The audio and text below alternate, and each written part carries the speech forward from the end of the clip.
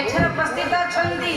मोर आह्लाददायिनी प्रमोदिदायिनी स्नेहमयी ममतामयी कल्याणमयी मह्यसी पुराण दर्शिनी शिवंतिनी मोर माँ माने तुम मानक गहन तुमरे पवित्र कलाकार ग्राम बाणपुर माटी पदार्पण करी ए दिनाहीना क्षुद्र गायिका आपण मानकर आशीर्वाद भिक्षा कामना निमंते सर्वप्रथमे विडंबर सहकार प्रणाम के देउछि ग्रहण करिवे धनरे कोण आज्ञा बस जहाँ लगी आज्ञा माटी एकत्रित होइछे से हेउछंती विश्व चिंतामणि अंतरजामी सर्वव्यापक श्रीमन श्री सत्यनारायण देवा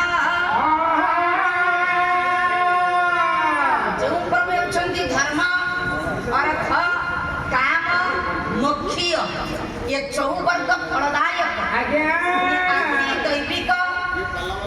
आदि भौतिक एवं आध्यात्मिक त्रितापर हंता जो प्रभु एले अकृत करता अमृत मंता एवं अदृष्ट द्रष्टा परमेश्वरंकर अपार करुणारु कलाप्रेमी दर्शक समाजर अपर आशीर्वाद जजमानकर अपर आग्रह विशेष कर आम सहित जोगाजोग रही आम संजय सार अपार आग्रह आज आम ये पवित्र रात्रि रे पवित्र नारायणकर दरबार रे पवित्र पीठरे पवित्र द्वारदेश रे पदार्पण करिछे आर्यवर्त भारतवर्ष आम संस्कृति आर्य संस्कृति सर्वश्रेष्ठ लोक शिक्षा कला सामाजिक चेतना कला साहित्य संस्कृत मिलनस्थल कला आज पांडित्यपूर्ण कला है पाला तेणु यार चिरा चरित प्रथा रक्षा करें आमर छोट छोट कलाकार मानक नहीं करा जाइतिबा कलानुष्ठान जदि किछि दोष त्रुटि रहे तेबे से दोष त्रुटि को मार्जना करी क्षमा गुण रे आम्भमानक आशीर्वाद बाढ़ी देबे बोली आपनमानक सम्मुखरे सकिले अनुरोध करूछि आ आपनमानक प्रति विश्वश्रेष्ठा विश्वनियंता चिर चिन्मय सच्चिदानंद घन असरण शरण अव्यक्तवक्तर कारण कोटि कैवल्य नाथ पद्म पलाश लोचन जुगाधि पुरुष आज्ञा जाति धर्म वर्ण निर्विशेषरे सर्वात्म द्रुत ठाकुर नारायण सदैव बंधु गाई मोर ठाकुरଙ୍କ निकटरे पवित्र शुभरात्रिर शुभागमନରେ एकांतिक काम्य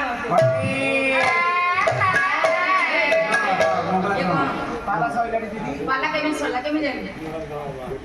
बस पार्टी करना ये काम्य कामना करी तेरा आज्ञा जेहेतु आमर आर्यवर्त भारतवर्षर सर्वश्रेष्ठ लोक शिक्षा गणचेतना रूपक साहित्य संस्कृतर मिलनस्थल कला पाला आमर पाला सदा सर्वदा तीन गोटी पर्याय उपर पर्यवेसित प्रथम रे मन शिक्षा द्वितीय रे मंगलाचरण आज्ञा तृतीय रे विषय वस्तु सर्वप्रथम चल चंचल मन को स्थिर करबा आज्ञा मन स्थिर हले हमें जे कोनसी कथा कहबा ताहा हृदय यथाशीघ्र ग्रहण करिवो मो बाबा माने आनिबा ओडिया भागवतर संस्था अति बड़ी जगन्नाथ दास जन्मस्थान हला आज्ञा पुरी जिला निकटस्थ कपिलेश्वरपुर शासन पिता हले भगवान दास माता हले पद्मावती देवी आज्ञा जन्म समय हला 1490 ख्रीष्टाब्द रु 1550 ख्रीष्टाब्द मध्यरे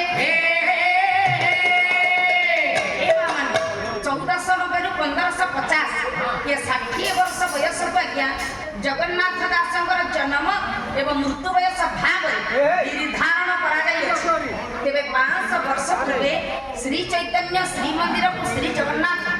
दर्शन करबाते आसीथिले जगन्नाथ दास भक्ति रे एते मजी जाइथिले हजी जाइथिले निजको आपायित करथिले जे अच्छा तेबा क्या श्री मंदिर रा पट्ट गणेशक निकट रे जगन्नाथ दासन को श्री चैतन्य अति बड़ी पाठरे घोषित करथिले तेबे आज्ञा ओडिया भागवतर स्रष्टा अति बड़ी जगन्नाथ दास प्रथमे जानिबा आज्ञा ओडिया भागवतर स्रष्टा अति बड़ी जगन्नाथ दास ଓଡ଼ିଆରେ ଅନୁବାଦ କରିଥିଲେ କିନ୍ତୁ ଭାଗବତ କେଉଁଥିରେ ଥିଲା ନା କୃଷ୍ଣ ଦ୍ୱୈପାୟନ ବ୍ୟାସଙ୍କ ଲିଖିତ ସଂସ୍କୃତ ଭାଗବତ ଜଗନ୍ନାଥ ଦାସ ଓଡ଼ିଆରେ ଅନୁବାଦ କରିଥିଲେ କାହିଁକି ବାପା ନା ତାଙ୍କର ମାତା ପଦ୍ମାବତୀ ଦେବୀ ପ୍ରତ୍ୟେକ ବର୍ଷ କାର୍ତ୍ତିକ ମାସରେ ମୁକ୍ତି ମଣ୍ଡପର ପଣ୍ଡିତଙ୍କ ଦ୍ୱାରା ପାଠ କରାଯାଉଥିବା ସଂସ୍କୃତ ଭାଗବତକୁ ଶୁଣିବାକୁ ଯାଉଥିଲେ ହେଲେ ଆଜ୍ଞା ଦିନେ ସେ ଗୋଟିଏ ଶ୍ଲୋକର ଅର୍ଥ ବୁଝିପାରିଲେ ନାହିଁ ମୁକ୍ତି ମଣ୍ଡପର ପଣ୍ଡିତଙ୍କୁ ପଚାରନ୍ତେ ପଣ୍ଡିତ ସେ ଶ୍ଲୋକର ଅର୍ଥ କ'ଣ ବୁଝିବେ ଆଜ୍ଞା ତାଙ୍କୁ ଆଜ୍ଞା ଅପମାନ ଦେଇ ବିଦାୟ କରିଦେଲେ ମାତା ପଦ୍ମାବତୀ ଦେବୀ ଏକଥା ଯାଇ ପୁତ୍ର ଜଗନ୍ନାଥ ଦାସଙ୍କ ନିକଟରେ କହିଲେ ଆଜ୍ଞା ବିନାଶ୍ରୟ ନବର୍ତ୍ତନ୍ତେ କବିତା ବନିତା କବିତା ବିନା ଗୁରୁ ବିଷମ ବିଦ୍ୟା ତେଣୁ ଆଜ୍ଞା ଜଗନ୍ନାଥ ଦାସ ଚିନ୍ତା କଲେ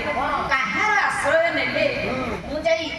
କୃଷ୍ଣ ଦ୍ୱୈପାୟନ ବ୍ୟାସଙ୍କ ଲିଖିତ ସଂସ୍କୃତ ଭାଗବତକୁ ଓଡ଼ିଆରେ ଅନୁବାଦ କରିପାରିବି ସମସ୍ତ ମାଙ୍କର ସମସ୍ତଙ୍କର ବୁଝିବା ସହଜ ସାଧ୍ୟ ଆଜ୍ଞା ଜଗନ୍ନାଥଙ୍କର ଶରଣାପନ୍ନ ହୋଇ ଜଗନ୍ନାଥଙ୍କୁ ଗୁରୁ ଭାବେ ସ୍ୱୀକାର କରି ଏକ ନିର୍ଦ୍ଦେଶ କ୍ରମେ କୃଷ୍ଣ ଦ୍ୱୈପାୟନ ବ୍ୟାସଙ୍କ ଲିଖିତ ସଂସ୍କୃତ ଭାଗବତକୁ ଜଗନ୍ନାଥ ଦାସ ଓଡ଼ିଆରେ ଅନୁବାଦ କରିଥିଲେ ଓଡ଼ିଆ ଭାଗବତର ସ୍ରଷ୍ଟା ଅତି ବଡ଼ି ଜଗନ୍ନାଥ ଦାସଙ୍କର ଅନ୍ୟ ଲିଖନୀରୁ ନିଷ୍କୃତ ହୋଇଥିବା କେଇ ପଦ ଅମୃତର ବାଣୀ କହି ଚଳଚଞ୍ଚଳ ମନକୁ ଆଗେ ସ୍ଥିର କରିବା ବୋଲେ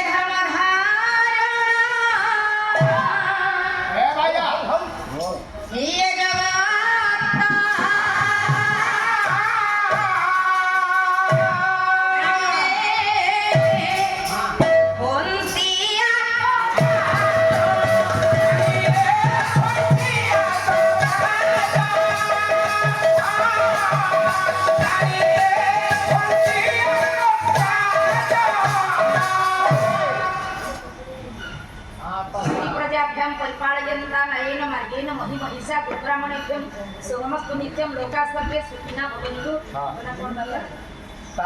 आशिष जगत्कर्ता विश्व चिंतामणि विश्वास वर्षा ऐश्वर्यन्तु विद्यापति प्रदान करन्तु शुभाशीर्वाद करन्तु चलापथ कुसुमित करन्तु सर्वे बोल आनंद कृपा हरि बोला बेपार मांदा चाली थरा आमे 12टा जाके दुकान खोली बैठू जिया आसे कथा तिगड़ा आसी जा लगे रेजा पे साइड ना मु वर्षा को टुटुंगुर बड़ा बहुत पार्टी करना चाली जेबे से कथा ए पालारे कोन दरकार हां नाही सर्वश्रेष्ठ शिक्षा प्रभु कलजुगर ठाकुर ठाकुरानी ए बहुत पार्टी करना माडो पे गोडी बंदा पाए ना आज्ञा धर्म धारणा ए जगत प्राणी बंती आपो जात धर्म द्वारा धरा पृष्ठरे समस्त प्राणी आत्म जात मंदिर अर्थात जीवाश्रा करନ୍ତି प्रथमे जानिबा क्या धर्म कोन देखिला आज्ञा ओडिशार माइलिखंड स्वरूप कविवर राधानाथ राय 1848 ख्रीष्टाब्द कविवर राधानाथ राय बालेश्वर जिला अंतर्गत केदारपुर ग्राम पिता सुंदर नारायण राय माता कारिणी देवी कोलमंडन करथिले बाल्यकाल रुग्ण अवस्था गति करी आज्ञा ओडिशार माइलिखंड रूपे विराजमान करथिबा विद्यमान होइतिबा कविवर राधानाथ राय अन्य लिखनी आज्ञा आम समाजर शिक्षा सुंदर सुंदर बाणी आज्ञा आम समाजर शिक्षा बाटी देले अच्छा प्रथमे जानिबा धर्म कोन पहले धर्म एक पत होई छ तिहि विधे बापे ही संसार बाहर थे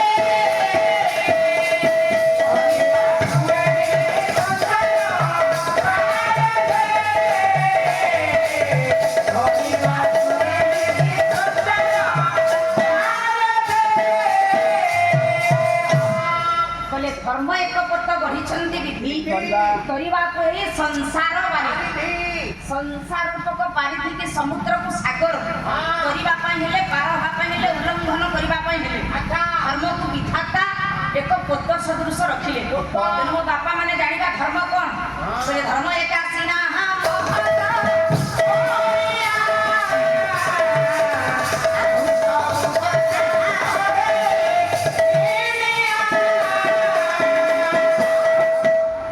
धर्म एक आसीना महत्वपूर्ण आउ सब कथा अढ़े दिन तेणु आज्ञा अढ़े दिन 2 दिन ओलिया को नहीं अढ़े दिन दिने संसार को आसी आज्ञा ଦିନେ ଆମ ହାତରୁ ଚାଲି ଯାଇଛି, ଦିନେ ସଂସାର ପରିତ୍ୟାଗ କରିବା, ଆଉ ଦିନେ ଅପେକ୍ଷା କରିଛି ଚାଲିଯିବ। ବାକି ରହିଲା ଓଳିଟି। ଏ ଓଳିକରେ କେତେ ଧର୍ମ କଲେ, କେତେ ଅଧର୍ମ କଲେ, କେତେ ପାପ କଲେ, କେତେ ପୁଣ୍ୟ କଲେ, କେତେ ସଂସାର ଗଢ଼ିଲେ, କେତେ ସଂସାର ଭାଙ୍ଗିଲେ, କେତେ ସତ୍ପଥଗାମୀ ହେଲେ, କେତେ ଅସତ୍ ମାର୍ଗର ପଥିକ ହେଲେ। ତେଣୁ ସବୁ ପ୍ରଭୁଙ୍କର ଆୟତ୍ତାଧୀନ। ତେଣୁ ଏ ଓଳିକର ମାତୃ ଗର୍ଭରୁ ସରିଯାଉଛି ତ, 5 ବର୍ଷ ଯାଉଛି, କି 50 ବର୍ଷ ଯାଉଛି, କି 120 ବର୍ଷ ପର୍ଯ୍ୟନ୍ତ ଯାଉଛି। ତେଣୁ ବେଳ ମୁଁ ସାବଧାନ ହବା ଆଜ୍ଞା। ସର୍ବପ୍ରଥମେ ଆମକୁ ଯୋଉ ଓଳିଟେ ସମୟ ସଂସାରରେ ମିଳିଛି, ଏହାକୁ ସାର୍ଥକ କରିବା ପାଇଁ ହେଲେ କଳିଯୁଗର ଶତ୍ରୁକୁ ନିଜ ପାଖରୁ କାଢିବାକୁ ପଡିବ। ଆଜ୍ଞା, କଳିଯୁଗର ଶତ୍ରୁ କିଏ? ନା ମୁଁ। ଅହମ୍ ହେଲା କଳିଯୁଗର ଶତ୍ରୁ। ଯେତେ ଦିନ ପର୍ଯ୍ୟନ୍ତ ଶରୀର ମଧ୍ୟରୁ ଆମେ ମୁଁ ଶବ୍ଦକୁ ନ କାଢିଛେ, ଭାବକୁ ତ୍ୟାଗ ନ କରିଛେ, ଗର୍ବ ଦମ୍ଭକୁ ତ୍ୟାଜ୍ୟ ନ କରିଛେ, ସେତେ ଦିନ ପର୍ଯ୍ୟନ୍ତ ଏ କାୟମନ ବାକ୍ୟ କଦାପି ଆଜ୍ଞା ପ୍ରଭୁଙ୍କର ଚରଣାସିଦ୍ଧ ହେବ ନାହିଁ। ତେଣୁ ଆଜ୍ଞା ଆମ ଖୋର୍ଦ୍ଧା ଜିଲ୍ଲା ଅନ୍ତର୍ଗତ ସାନପଦର ଗ୍ରାମର ଗର୍ବ ଗୌରବ କବି ଜଣକ ଜଣାଶୁଣା କବି ହେଲେ ଭକ୍ତଚରଣ ଦାସ। ଜନ୍ମ ସିନା ହୋଇଥିଲେ ସାନପଦର ଗ୍ରାମରେ, ତାର ସମସ୍ତ ସମୟକୁ ବାଢିଥିଲା ଆଜ୍ଞା ଜଗନ୍ନାଥ ଧାମ ପୁରୀରେ। ଆଜ୍ଞା ଗୋଟେ ଚଟି ବହିର ନାମ ହେଲା ମନବଦ୍ଧ। ମନକୁ ଚଉତି ଚଉତି ଆଜ୍ଞା ସୁନ୍ଦର ଓଡ଼ିଆ ପଦମାନ ଲେଖିଲେ। ମାୟା ସଂସାରରେ ମାଟି ଘଟ ଶରୀରରେ ଏ ଗର୍ବ ଅହଙ୍କାର ଆଜ୍ଞା କେତେ ଦିନ କହିଲେ, କେତେ ଦିନ ଏ ମନ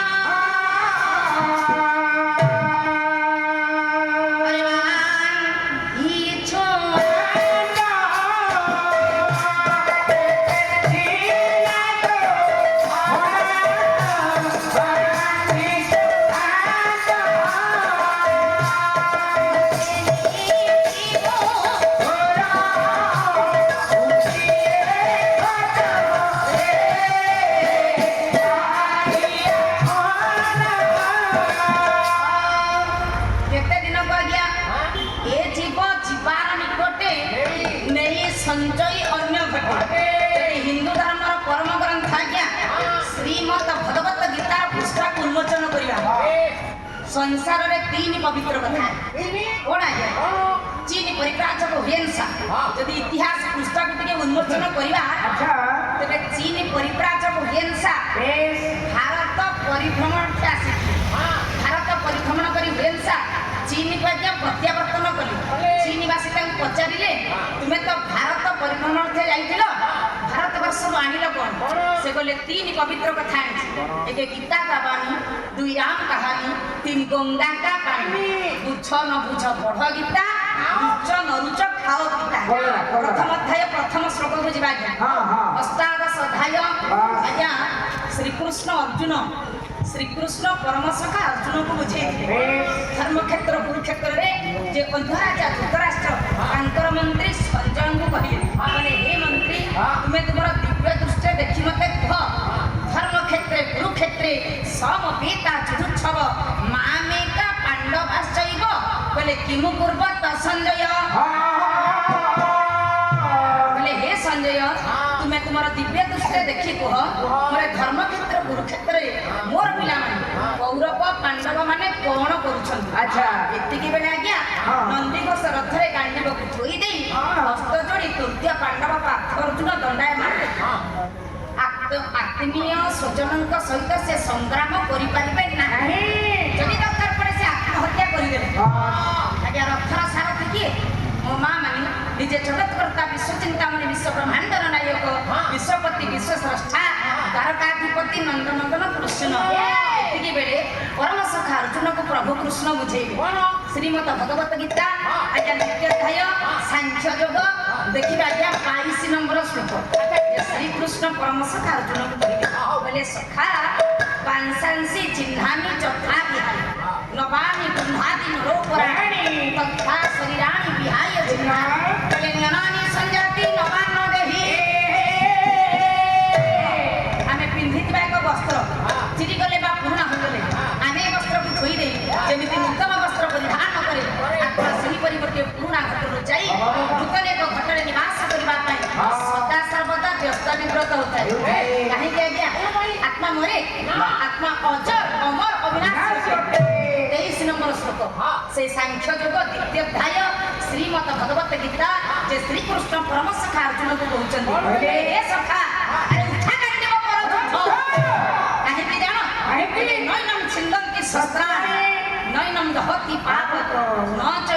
त्यजन्ति ताप कहले न सस यति मारुतः आत्मा को अस्त्र शस्त्र छेदन करि पारे ना जल बुझे पारे ना अग्नि जानी पारे ना ना पवन उड़े नहीं पारे ना आत्मा अजर अमर अविनाशी होते शरीर जेतेबेले आज्ञा ये जीवात्मा चाली जीवे माटी का शरीर आम परिवार वर्ग मिसी कौन करिवे माँ मैंने हमको जना अछि तेणु भक्त चरण दास पद्धति शुणा कहले खंडी जे